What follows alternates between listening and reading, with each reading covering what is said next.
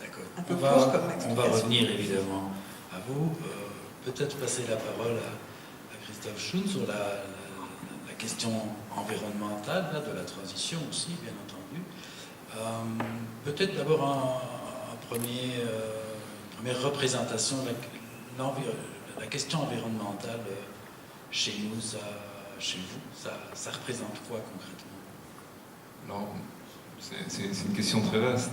Si je la prends sous le plan de la lorgnette qui est la mienne, c'est-à-dire une fédération, une coupole d'ONG, d'associations environnementales, ça représente 150 associations et ONG qu'on fédère, comme l'ASTRAC fédère des acteurs culturels. On a un staff d'une trentaine de salariés. Et nos métiers sont essentiellement liés au plaidoyer, c'est-à-dire c'est un lobby qui essaie de faire avancer cette cause-là sur le plan européen, sur le plan fédéral, un pays avec beaucoup d'institutions, et sur le plan régional, à ces trois niveaux-là. Et on mène des campagnes aussi qui visent également à sensibiliser et à faire des citoyens autonomes, responsables, etc. Ce que les centres culturels font aussi, le fameux principe de l'éducation permanente. Ça, c'est les métiers qu'on exerce au sein de cette fédération-là. Elle existe depuis 40 ans. Elle est contemporaine du Parti écolo.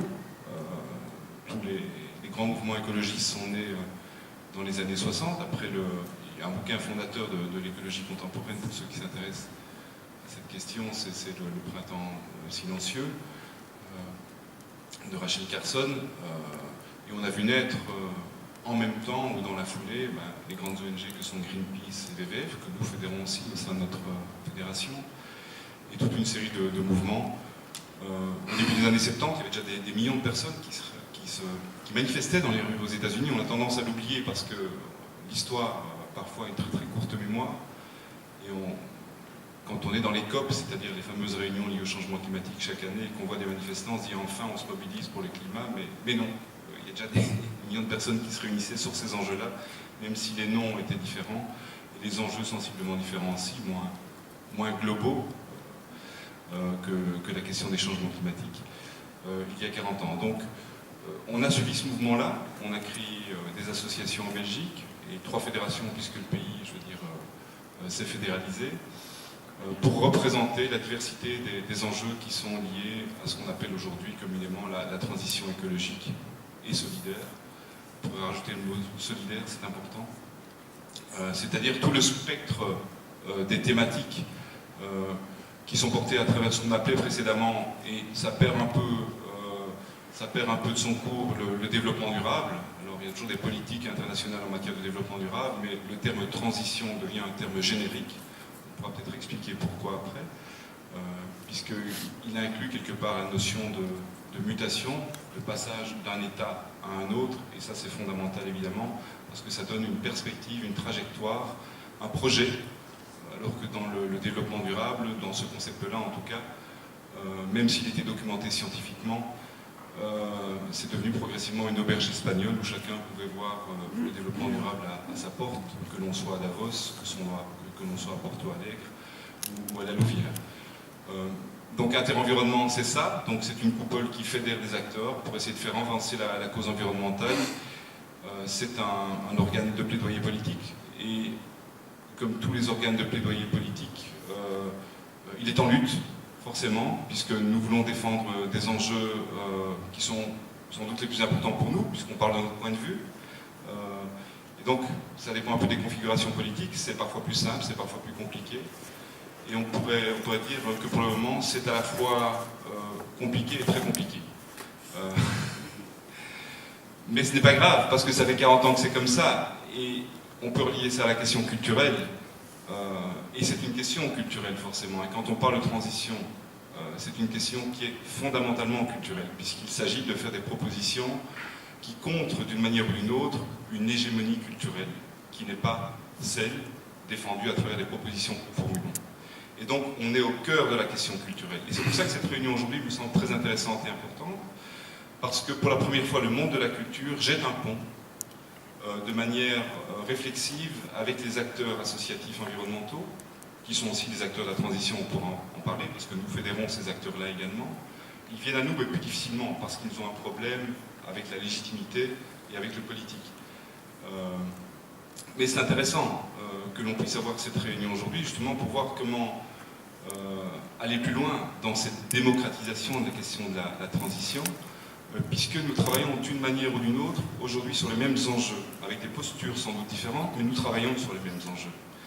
Et la question de la réunion et du mouvement, par rapport à ça, du mouvement entre les acteurs sociaux, environnementaux, donc convergence de lutte, convergence d'enjeux, est fondamentale par rapport à ce projet et la vision que nous souhaitons de la société demain.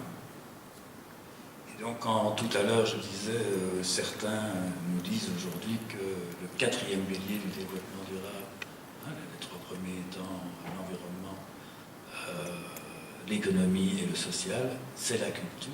Vous adhérez à cette déclaration-là?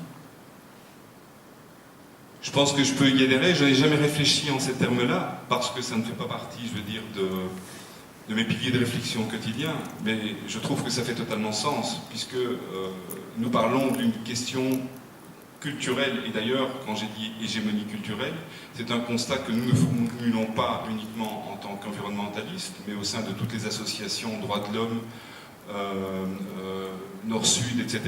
Nous avons des réunions régulières entre responsables d'associations pour justement voir comment nos enjeux évoluent, comment ils sont pris en considération ou non par les politiques publiques, et la question de la prise en compte de la culture que nous, sous-jacente à ce que nous portons, est toujours au cœur de nos débats. Et donc nous sortons à certains moments, je veux dire, des lignes de nos revendications, qu'elles soient liées aux droits de l'homme, qu'elles soient liées au Nord-Sud, qu'elles soient liées aux droits sociaux, qu'elles soient liées à l'environnement, pour voir où se situe le curseur. Et c'est là que nous voyons pour dire, mais c'est une question éminemment culturelle. Et comment peut-on faire en sorte que la prise en considération de ces enjeux qui est ici, aujourd'hui, soit là demain? Et ça passe sans doute par le grassroots et le grass-top. Le grassroots, ce sont les centres culturels. C'est, je veux dire, la diffusion culturelle, certes, mais c'est comment est-ce qu'on met en mouvement les acteurs sur le terrain. Le grass-top, là, c'est sans doute plus au niveau de la production des contenus.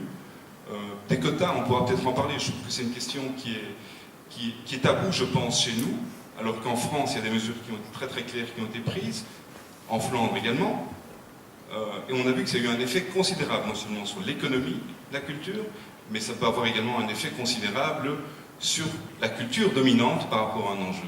Or, si on ramène ça à la question des enjeux de la transition, quelle est la part des contenus culturels, des productions artistiques liées à ces enjeux-là en Belgique francophone?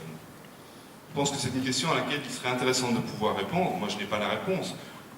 Je n'ai que, je veux dire, une petite loupe pour constater que certains théâtres, ils sont très attentifs. Le théâtre de l'Ancre, le théâtre Varia, le théâtre de Poche. Donc, ça fait quelques années qu'ils sont là-dessus, avec des enjeux de société qui ne sont pas uniquement liés à la transition. Mais est-ce que c'est suffisant pour dire que ces enjeux-là percolent sur la scène artistique? Est-ce que, je veux dire, nos artistes musicaux se préoccupent de ces enjeux-là? Faut-il des bourses à la création autour de ces thématiques-là? Je pense que c'est des questions qui doivent être adressées aussi, parce qu'on ne peut pas faire bouger uniquement les choses par le grass-top. C'est fondamental ce qui se passe au niveau, je veux dire, du mouvement de la transition, on pourra peut-être en parler après. Aujourd'hui, comment ça bouge chez nous, mais à un moment donné, des décisions doivent être prises aussi pour que des influences économiques considérables puissent avoir lieu sur l'industrie aussi, je veux dire, des arts et du spectacle. Ce faisant, vous ramenez dans le débat la question de l'artiste. Nous avons une injonction de mettre l'artiste au centre pour faire bouger les lignes. Donc vous ramenez la question artistique aussi dans le plaidoyer qui est le vôtre. Évidemment, les œuvres peuvent rendre compte de ce débat, de ces enjeux. C'est fondamental. La question de la narration et du narratif, pour moi, elle est centrale dans les enjeux de la transition. La question du récit, il est central. Vous avez évoqué le film Demain. Pourquoi les gens se levaient-ils à la fin, je veux dire, de ce documentaire, qui est un documentaire, et applaudissaient, comme s'ils avaient assisté à un spectacle? Il y a eu la Belgique, enfin la Wallonie en particulier, est la région francophone qui a le taux de pénétration en plus le plus important par rapport à ce documentaire. J'en ai discuté avec Cyril Dion. Ça, c'est très, très intéressant. Il faudra aussi se poser la question pourquoi. Parce que sans doute, les circuits de diffusion alternatifs, dont les centres culturels font partie, ont joué un rôle considérable. Mais pour revenir à votre question, c'est fondamental. On a permis à toute une série de personnes, sans doute déjà sensibilisées, qui étaient prêtes à entendre ces messages-là, de se lever et d'agir, et de se dire, ces personnes-là, ce gars-là, cet artiste-là me donne envie, ces expériences-là me donnent envie de me lever et de faire sans. Dans le rapport à l'État, on a 3 possibilités. Faire avec, faire sans ou faire contre. En tant que fédération, on fait plutôt avec. On est dans le réformisme, on est dans le dialogue, on est dans les commissions. Faire contre, ce sont tous les mouvements radicaux qui ont, je pense, une vraie légitimité, enfin, une vraie raison d'exister pour permettre de creuser des sillons par rapport à certaines questions. Ça existe dans le monde de la culture, ça existe beaucoup dans le monde de l'environnement. Et puis faire sans, c'est tous les mouvements de la transition, en fait, qui font sans les acteurs institutionnels, qui font souvent sans les acteurs centres culturels, etc. Parce qu'il y a un désenchantement profond de la population, ça, il y a une enquête qui l'a encore montré récemment, par rapport aux institutions, aux piliers, que ce soit les syndicats, les mutuelles, les ONG commencent aussi à en prendre pour leur grade, l'école. Et donc par rapport à ça, il est fondamental d'avoir des récits qui peuvent nous projeter, dans lesquels l'émotion va être, je veux dire, un fil conducteur, et qui va inciter à l'action. En tout cas, moi, c'est ce que je constate. Or, si on en revient à l'artiste, que constate-t-on au niveau du cinéma? Ce sont les grandes productions américaines qui dominent pour le moment et qui ont intégré la question d'écologie. C'est Captain Fantastic, c'est Avatar, c'est tous les films d'apocalypse, ça a commencé avec Mad Max, etc. Et donc, pourquoi les Américains devraient-ils avoir le privilège de ces diffusions-là, sur ces contenus-là, avec leur vision sur ces contenus-là, alors que nous avons autant d'artistes de talent ici, qui pourraient, s'il y avait des politiques publiques qui obligeaient, en tout cas, les télévisions publiques, les chaînes de radio, etc., à diffuser des contenus culturels, notamment avec des quotas, à contrer cette hégémonie culturelle dominante pour intégrer en partie la question dont il est l'objet aujourd'hui. D'accord. Luc Carte, mon ami Luc. Le décret, donc je le disais tout à l'heure, un peu l'artisan philosophe de ce texte. Je disais tout à l'heure les droits culturels comme pierre angulaire de ce texte. Est-ce que tu pourrais nous retracer peut-être très brièvement, ça a duré évidemment un certain temps, mais retracer à travers l'histoire de ce texte la manière dont les enjeux ont été perçus, même par le politique, parce que les réunions que nous avons eues, elles se tenaient évidemment à l'administration par moment, mais à d'autres moments directement au cabinet de la ministre de l'époque. Mais la manière dont les enjeux ont été posés et en quoi cela faisait effectivement une mutation importante dans l'approche du secteur des centres culturels. Oui, donc je peux peut-être d'abord le raconter comme une aventure personnelle, c'est-à-dire que en 2005, je débarque par hasard au ministère, mais je viens de 2 autres vies. La première vie étant immergée dans le mouvement ouvrier, dans la recherche sociale impliquée, et donc j'étais dans ce que Touraine appelle le paradigme socio-économique. Le conflit central est de nature socio-économique. Puis comme j'ai fait l'histoire à l'envers, je suis sorti de là et j'ai passé 4 à 5 ans dans ce que Touraine appelle la conflictualité et le paradigme politique, en travaillant à Écolo. Et somme toute, en 2005, quand j'arrive un peu fracassé par ces 2 expériences, je cherche le champ culturel comme celui où le conflit va pouvoir se déplacer. C'est marrant parce que c'est l'année où Touraine fait une conférence remarquée et dont le texte est disponible sur Intermag de RTA. Et ce texte s'appelle « Comprendre la société d'aujourd'hui » et dans lequel Touraine dit nos sociétés, les démocraties libérales, ont d'abord été animées par la conflictualité politique, la question de la conquête du pouvoir, la question de la sortie de l'ancien régime, était la question qui nous animait, et qui nous anime encore. Mais, puis, deuxième conflictualité, qu'il situe aux alentours de la moitié du XIXe siècle, 1848, il dit la conflictualité devient socio-économique. Pourquoi avoir le droit de vote si on n'a pas de pain, disait Lamartine à la tribune de l'Assemblée nationale en 1848. Et puis, dit Touraine, aux alentours de 68, pourquoi diable continuer à perdre notre vie, à la gagner? Et donc, c'est l'émergence d'un troisième paradigme qui serait la question du sens des conflictualités qui précèdent la conflictualité socio-économique et la conflictualité politique. Et donc, j'entre, grosso modo, avec cette inquiétude-là, en 2005, au ministère, et avec la problématique de l'évaluation. On lance à ce moment-là, à titre expérimental et puis à titre général, une proposition de pratique de l'auto-évaluation réflexive. En deux mots, on dit au centre culturel, votre réflexion nous intéresse. Et on espère même qu'elle vous intéresse vous-même,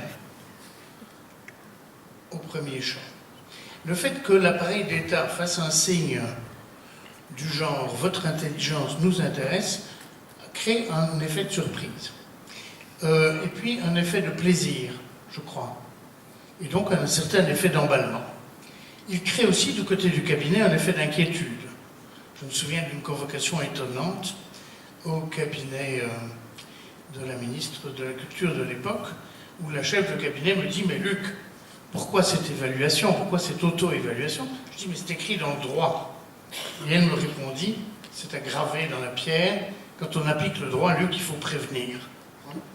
Parce que ça ne se fait pas comme ça. » Et donc, un effet d'emballement, un an et demi après, retour au cabinet de la culture, qui dit « Mais qu'est-ce qu'on retient de cette auto-évaluation ?»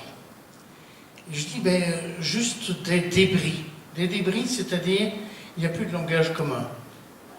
Le socle conceptuel, culturel, politique de 1992 ou de 1970 est largement perdu. C'est-à-dire qu'on navigue à vue entre démocratisation et démocratie, développement culturel, développement socio-culturel territorial et autres sacs de mots du décret de 92. Et donc nous lui disons, cela ne fait plus sens. Et à beaucoup d'endroits, la fonction la plus évidente, celle aussi que les salles tirent derrière elles dans leur dynamique, la fonction de diffusion, l'emporte sur la question de pourquoi fait-on cela et donc comment fait-on cela. Et donc on s'est mis à chercher la piste d'un référentiel nouveau. Et dans la recherche de la piste d'un référentiel nouveau, nous sommes tombés sur ce qu'est la transition démocratique. Il y a déjà la transition écologique, la transition solidaire et probablement la transition démocratique.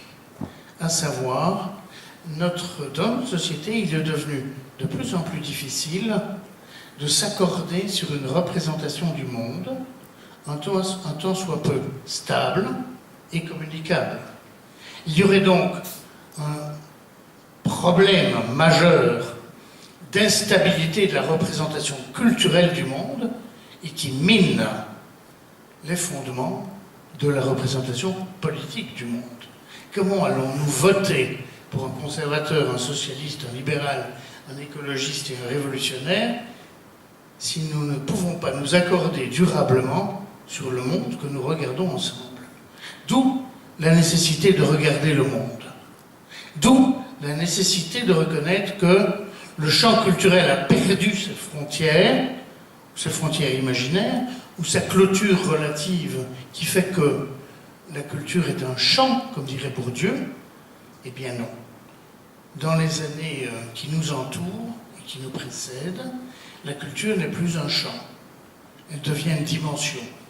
si elle devient une dimension, travailler ensemble avec les populations, à la représentation que nous nous faisons du monde, devient l'ardente obligation dont De Gaulle parlait à propos du plan. Mais donc on n'est plus dans le plan, on est dans l'ardeur culturelle. D'où la découverte, à ce moment-là, réjouie de la déclaration de Fribourg, qui date de 2007, si je ne me trompe. Depuis lors, on a ouvert le chantier aux limites de 2006, 2007, 2008, et on tombe sur ce référentiel qui tombe absolument à pic pour nous dire, avec Touraine, la conflictualité aujourd'hui est d'abord de nature culturelle, et elle éclaire la conflictualité politique ou le déficit de conflictualité politique, le déficit d'avenir ou d'horizon politique, et elle éclaire le déficit de conflictualité socio-économique. D'où le choix des droits culturels comme référentiel du nouveau décret, tu t'en souviens, tu étais là, et dans la conception ouverte des droits culturels, c'est-à-dire la dimension culturelle des droits civils et politiques, la dimension culturelle de l'ensemble des droits humains, et pas du tout la conception restrictive d'un droit à la culture qui se limiterait à la conquête des œuvres, c'est-à-dire à la démocratisation de la culture. Et chemin faisant, on retombe sur la définition de la démocratie culturelle de Marcel Lichter, c'est, par l'action culturelle, rendre la société plus consciente d'elle-même. On ne peut pas dire mieux.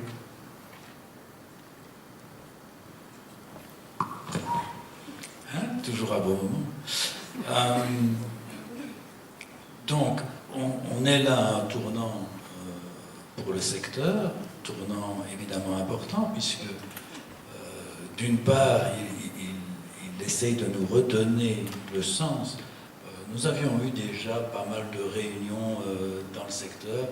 On disait en fait, il faudrait refonder ce secteur parce qu'il va un peu comme le vent le pousse. Et donc ce travail a été fait. Maintenant, il faut évidemment que les acteurs que vous êtes s'en emparent. Et donc peut-être, avant d'aller plus loin ici sur le plateau, est-ce qu'il y a déjà une question d'éclaircissement ou une question même qui rentre dans un début de débat par rapport à ce nouveau